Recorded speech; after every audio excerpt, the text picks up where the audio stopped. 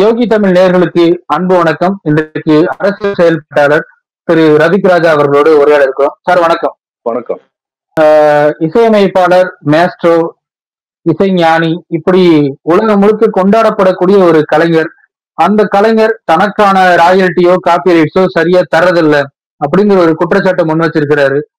இன்னொரு பக்கம் அவரு கேட்கறது நியாயம் இல்லை அப்படின்னு பல பேரும் கருத்துக்கள் தெரிவிச்சுட்டு வர்றாங்க. அதே மாதிரி இன்னொரு பக்கம் இவர் கேட்கறது சரிதானா அப்படிங்கிற கேள்வியும் வருது. நீங்க அதை எப்படி பாக்குறீங்க? இது முழுக்க முழுக்க சட்ட விவகாரம். இந்த சட்ட விவகாரத்துல சட்டத்துக்கு உட்பட்டு திரு இளையராஜா அவர்கள் வழக்கு தொடுத்திருக்காங்க. திரு இளையராஜா அவர்கள் தனக்கான குரலை அவர் எழுப்பியிருக்கிறாரு. அது சட்ட ரீதியான விவகாரம். அது சரியா தப்பா, அது யார் பக்கம் நியாயம் இருக்குங்கிறதெல்லாம் நம்ம பார்க்க முடியாது. ஏன் அப்படின்னா, இங்க இருக்கிறது முதலாளித்துவ சட்டங்கள், இங்க இருக்கிறது முதலாளித்துவ அறம், இங்க இருக்கிறது முதலாளித்துவ நீதிகள், முதலாளித்துவ நியாயங்கள். அதுல திரு இளையராஜா அவர்களுக்கு கிடைக்க வேண்டியது கிடைக்கலன்னா அவர் கண்டிப்பா வழக்கு தொடுப்பாரு. அதுக்கான தீர்ப்பு அவருக்கு கிடைக்கும். இல்ல சார், இப்ப அவர் மட்டுமே தனியா போராடுற மாதிரி தெரியுது. கண்டிப்பா அவருக்கான விஷயங்கள் வரும்பொழுது அவர் கேட்கிறாரு. அவருமே இங்க இருக்கிற மற்ற விஷயங்களுக்கு யார் போராடினா, மற்ற விஷயங்களுக்கு என்ன விஷயங்களுக்கு இளையராஜா போராடினாரு. அப்ப என்னன்னா, இந்த திரையுலகம் என்பதும் பெரிய பெரிய இண்டஸ்ட்ரியும் பாத்தீங்கன்னா பெரும்பாலும் சுரண்டல் என்பது ரொம்ப சர்வசாதாரணமா நடக்கும். அது அவார்டா இருக்கட்டும், கொடுக்கிற சம்பளமாக இருக்கட்டும், இல்ல விநியோகித்த உரிமையா இருக்கட்டும், வரக்கூடிய லாபங்கள்ல பங்கா இருக்கட்டும், எல்லாத்துலயுமே பாத்தீங்கன்னா பெருமளவுல சுரண்டலும் ஏமாற்றமும் முறைகளும் நடக்கக்கூடிய ஒரு இண்டஸ்ட்ரி தான் சினி இண்டஸ்ட்ரி. அந்த இண்டஸ்ட்ரிக்குள்ள அந்த மாதிரி இண்டஸ்ட்ரி கூட இல்ல, சாதாரண ஒரு புத்தக பதிப்பகத்தார் இருக்காங்க இல்லையா, அவங்களுக்குள்ளே பாத்தீங்கன்னா ஒருத்தருக்கு ராயல்ட்டி கொடுத்துருப்பாங்க, ஒருத்தருக்கு ராயல்ட்டி கொடுத்துருக்க மாட்டாங்க. வாங்குறவங்க சும்மா இருப்பாங்க, வாங்காதவங்க சண்டை போட்டுட்டு இருப்பாங்க. பின்னால இன்னொரு தடவை கேஸ் வரும் பொழுது இப்ப வாங்கினவங்களுக்கு கொடுக்காம இருப்பாங்க, ஏற்கனவே கொடுக்காம இருந்தவங்களுக்கு கொடுத்துட்டு இருப்பாங்களா இருக்கும்.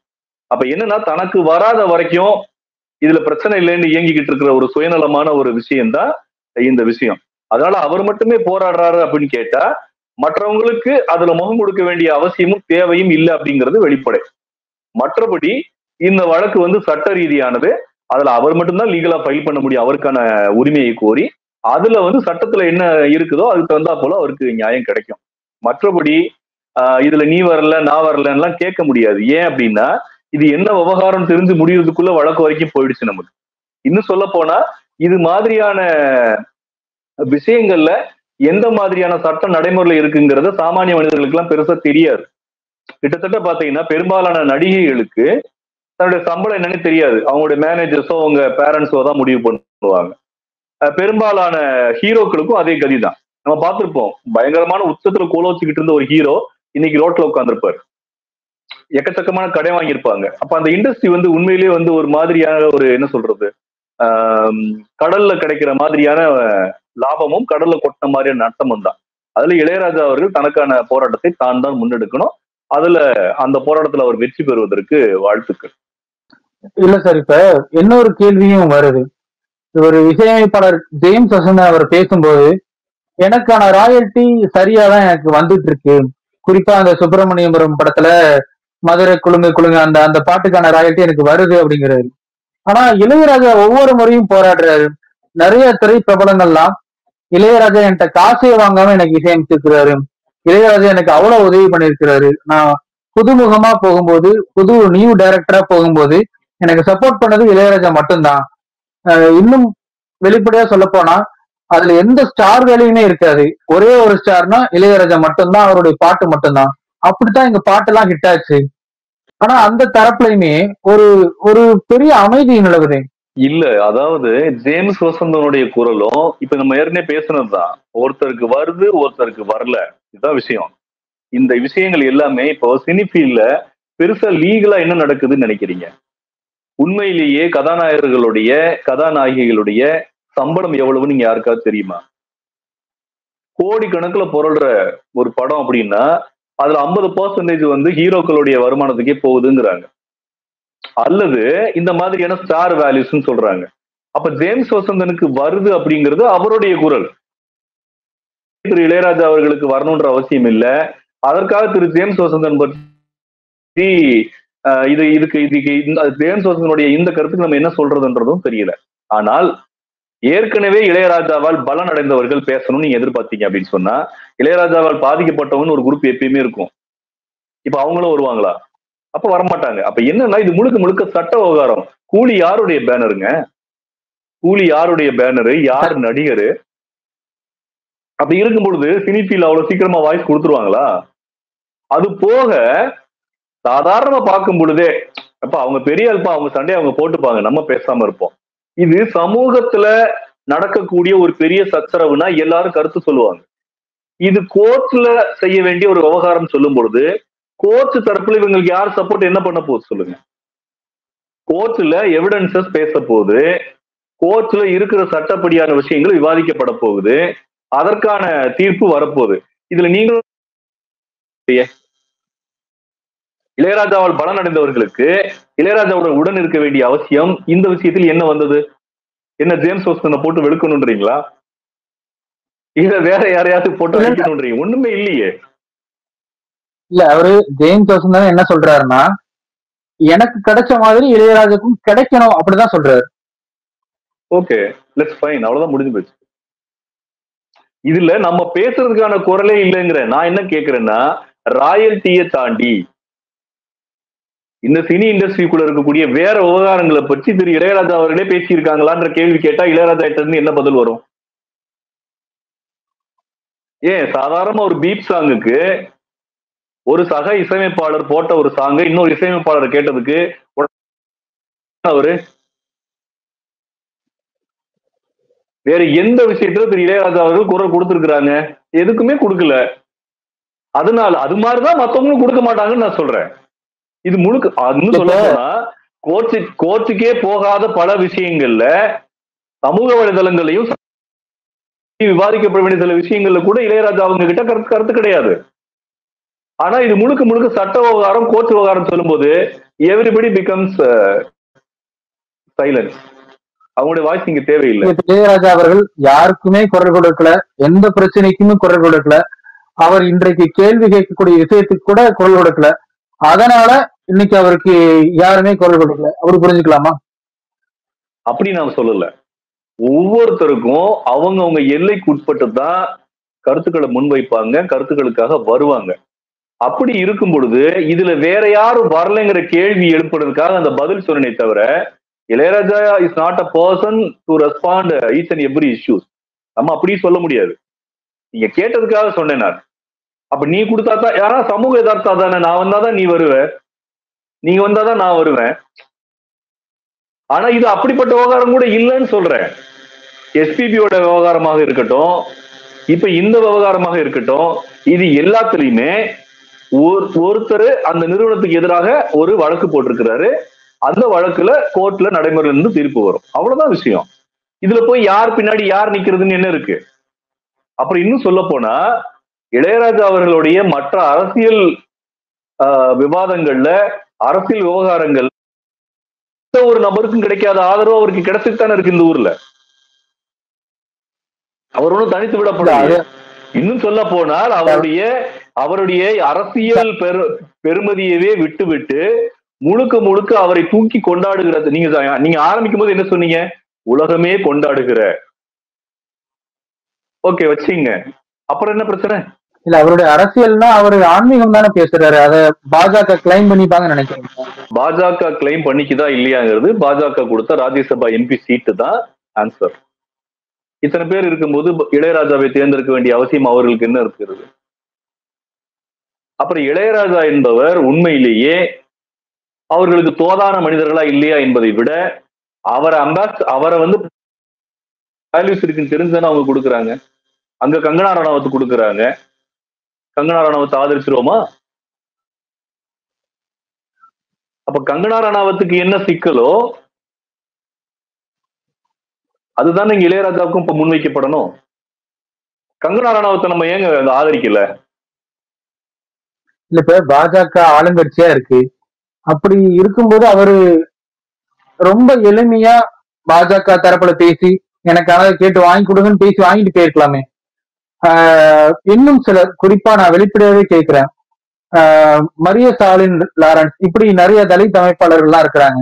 அவங்க எல்லாம் இளையராஜா ஒரு தலித் அப்படிங்கிறதுனாலதான் புறக்கணிக்கப்படுறார், அவருக்கான இதெல்லாம் எதுவுமே கிடைக்கல அப்படிங்கிற ஒரு அடையாள அரசியலை முன்வைக்கிறாங்க. இளையராஜா எங்கே புறக்கணிக்கப்பட்டார் கடந்த 30 வருடங்களாக?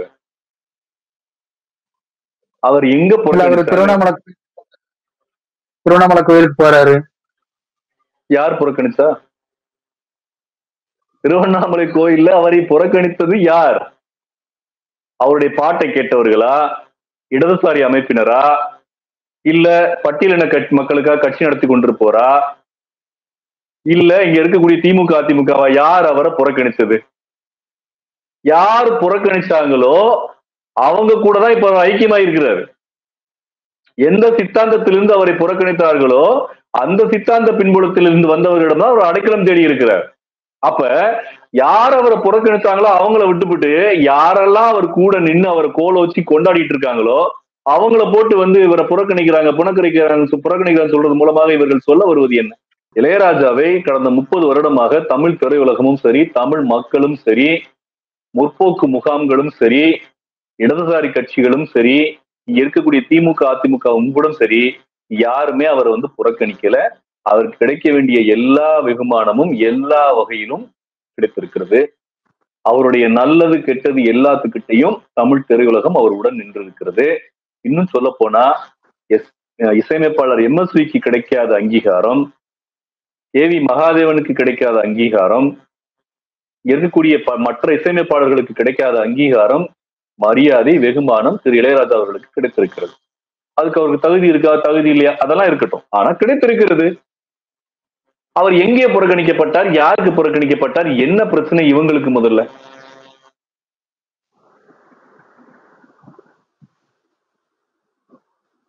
அப்போ இந்த அடையாள அரசியல்வாதிகளுடைய பிரச்சனை என்பது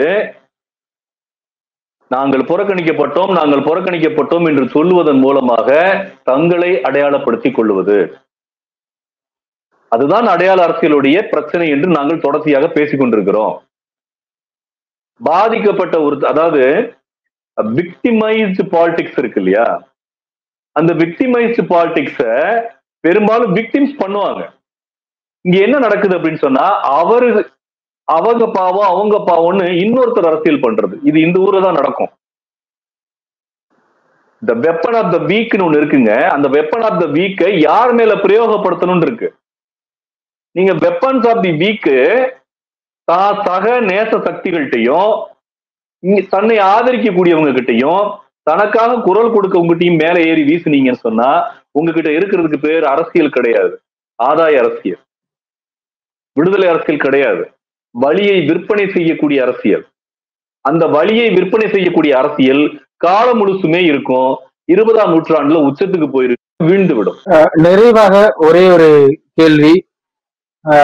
இளையராஜா தலித் அப்படிங்கிறதுனாலதான் புறக்கணிக்கப்பட்டிருக்கிறாரு அப்படிங்கிறது ஒரு பக்கம் இருந்தாலும், இன்னொரு பக்கம் அவங்க என்ன கேள்வி கேட்கிறாங்கன்னா, இளையராஜா மாதிரி 1-2 பேர் தான் எங்க சமூகத்துல இருந்து மேல வர்றாங்க, நீங்க அவங்களுக்கே நியாயம் தரல, அவங்களுக்கே நீதி கிடைக்கல, அப்படி இருக்கும்போது இரட்டைக்கு உலை முறையோ சாதி அமைப்புகளையோ கேள்வி கேட்கறதுக்கு கம்யூனிஸ்டுகளுக்கும் அல்லது திராவிட கட்சிகளுக்கும் அல்லது தமிழ் தேசிய அமைப்புகளுக்கும் என்ன தார்மீக உரிமை இருக்கு அப்படின்னு கேட்கிறேன்.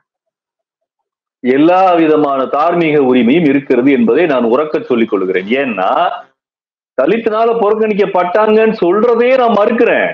யாரு? இளையராஜா அவர்கள். இங்க கோடிக்கணக்கான மக்கள் தலித் என்பதனாலும் இஸ்லாமியர் என்பதனாலும் அரசியல் உரிமை கிடைக்காம சமூக உரிமை கிடைக்காம பாதிக்கப்பட்டு இருக்கிறாங்க. திரு இளையராஜா அவர்கள் எங்கே பாதிக்கப்பட்டாருன்னு கேட்கிறேன். இது முதல் கேள்வி. ரெண்டாவது, ஒரு சிலர் தான் மேல வந்தாங்கன்னு சொன்னா, மேல வந்திருக்கிறதுல எங்களுக்கும் உங்களை போலவே சந்தோஷங்க. இப்ப அவர் யாரு பின்னுக்கு இழுத்ததுன்னு கேக்குறேன். அவர் மேல போயிட்டாரு, சந்தோஷம். இப்ப என்ன பிரச்சனை? அவர் யாரு பின்னுக்கு இழுத்தா? அவருக்கு கிடைக்க வேண்டியது கிடைக்கலன்னா பர்டிகுலரான ஒரு விஷயத்துல இன்னாரிடமிருந்து இது கிடைக்கவில்லை என்று அவர் வழக்கு தொடுத்திருக்கிறார். இன்னாரிடமிருந்து இந்த அவமானத்தை சந்தித்தேன் சொன்னாரானால் அவர் மீது வழக்கு தொடுக்கலாம், பேசலாம், விவாதிக்கலாம். மொட்டையா பொத்தாம் பொதுவாக அவருக்கு கிடைக்க வேண்டிய மரியாதை கிடைக்கல. ஏன் இந்த கூப்பாடு? என்ன கிடைக்கல? சரி, இளையராஜாவுக்கு கொடுக்கக்கூடிய வாய்ஸ் நீங்க கங்கை அமரனுக்கு ஏன் கொடுக்கல? பிரேம்ஜிக்கு நீ ஏன் கொடுக்கல? கங்கை அமரன் மேல வரலையா? கரகாட்டக்காரன் ஒன்று போதாதா அவருடைய வெற்றிக்கு? அவரும் தான் கீழே இருந்து மேல வந்து கடைசியில பிஜேபி வேட்பாளராக நின்றாரு. நம்ம நல்ல காலம் எலெக்ஷன் கேன்சல் ஆயிடுச்சு. சரிங்களா? அப்ப நீங்களே அதுல இருந்து குறிப்பிட்ட தேர்ந்தெடுத்த ஒரு சிலரை தான் நீங்க பேசிட்டு இருக்கிறீங்க. நாங்க பேசுவது ஒட்டுமொத்த பட்டியலின மக்களுடைய விடுதலைக்கான குரல், ஒட்டுமொத்த ரிலீஜியஸ் மைனாரிட்டிக்கான குரல். கிலானின்னு ஒருத்தர் செத்து போனாரு, ப்ரொஃபசர் தியாகு தான் சொல்லுவாரு, ஒரு இடத்துல கூட தன்னை விக்டிமா அவர் ப்ரொஜெக்ட் பண்ணிக்கிட்டதே கிடையாதுன்னு சொல்லுவார். தலைவர் திருமாவளவன்ட்ட பல நேரங்கள் அதை நம்ம பார்க்கலாம். ஒரு விக்டிம் குரல் நிறைய இடங்கள்ல அவர்கிட்ட இருந்து வெளிப்படாது. நிறைய இடங்கள்ல, ஒரு சில இடங்கள்ல அவரும் அதை பேசிடுவார். அப்ப விக்டிமைஸ்டு பாலிடிக்ஸ் என்பது என்னை பொறுத்தளவுல ஒரு வலிமையான தலைவருக்கு தேவையில்லை.